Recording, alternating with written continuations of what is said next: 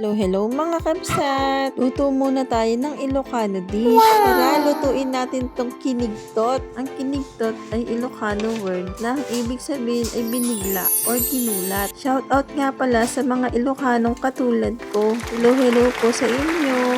Nakatigib ka na ba nitong kinigtot? Ito yung parang papaitan. Pero ginagamitan lang ito ng karne ng baka. Tapos, mabilisan lang itong lutuin. Same process din siya sa pagluluto sa papaitan pero sa mas mabilis na pagluluto. Una, ginawa ko, hiniwa ko lang ang bawang, sibuyas, luya sa maliliit na piraso. Yung laman ng baka, hiniwa-hiwa ko din sa maliliit na piraso. Pag bibili kayo ng laman ng baka, piliin nyo yung malambot na part at yung walang kasamang mga matitigas na parte. Dapat wala ding buto. Purong laman lang dapat siya. Nung hiniwa ko ang karne ng baka, hiniwalay ko ang taba nito.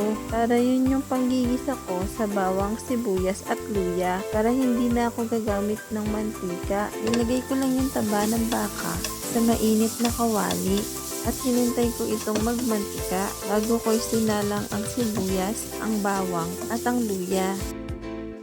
Pag nagisa na ang bawang, sibuyas at luya, naglagay na rin tayo ng patis.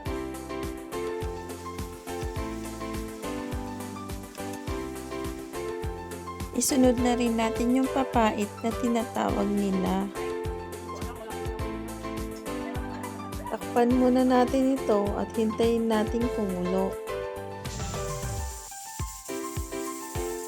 Pag kumulo na, lagyan na rin natin ng pampalasa. Dinagdagan ko yung patis at nilagyan ko ng paminta. Sorry guys, hindi ko pala na video yung paglagay ko ng patis. Mekos mo lang yan, kabsat. Tapos isunod na rin natin ilagay ang karne ng baka.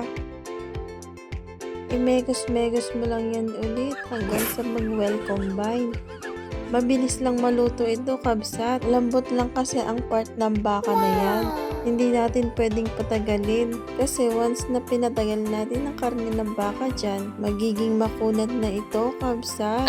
Kaya kung ayaw mo maging makunat ang kinigtot mo, wag mong patatagalin ito. Mekos mo lang yan. Tapos maglagay na tayo ng siling haba o yung tinatawag na siling green. Sa sobrang dami nito, inilipat ko na siya ng ibang lalagyan. Hirap ng haluin dun, natatapon na yung sabaw. Kaya nilipat ko siya sa mas malalim na lalagyan. Tapos pinakulaan ko lang ng konti. Ayan na, tapos na. Sabi ko naman sa inyo, mabilis lang maluto ito eh. Naku, sigurado ko mapaparami ang kain mo. Lalo na kung may kapares na patis at sili. O kaya na may chili garlic ka na masarap. The best na kapartner yun. Promise, try mo to. Alam ko magugustuhan mo rin ito, kabsat. Shout out nga pala sa ate ko na nagbigay ng budget para maluto ko ang cravings niya. Kung nakaabot ka naman sa part na ito, mag-iwan ka naman ng bakas sa comment section para naman malaman ko kung tagasan ka. Maraming salamat sa panonood. Huwag kalimutang mag-like, follow, and share. Thank you!